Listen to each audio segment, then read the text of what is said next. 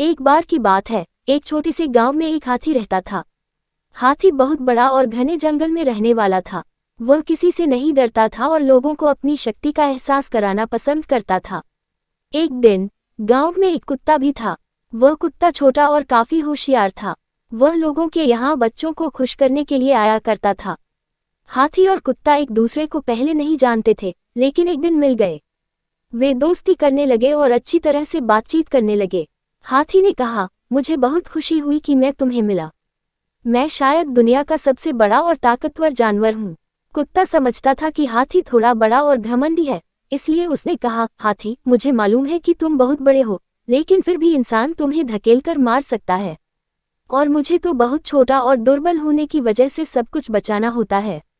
हाथी इस पर हंसते हुए कहा, तुम ठीक कह रहे हो, लेकिन फिर भी मैं कभी बचने के लिए तुम्हारी मदद ले सकता हूँ। मैं तुम्हें अपनी शक्ति और ताकत से बनाया गया हूँ। कुत्ता गंभीर रूप से बोला, मैं जानता हूँ कि तुम कितने शक्तिशाली हो, लेकिन प्रेम और सहायता देने की क्षमता मेरे पास है। ये सुनकर हाथी सोच में पड़ गया।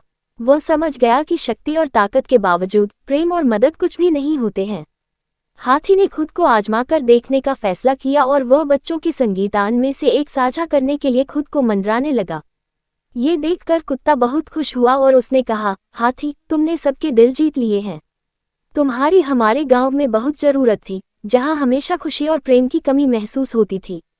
हाथी बहुत खुश हो गया क्योंकि उसने समझ लिया था कि हाथी और कुत्ता एक ही गुण रखते हैं, प्रेम और सहायता देने की क्षमता।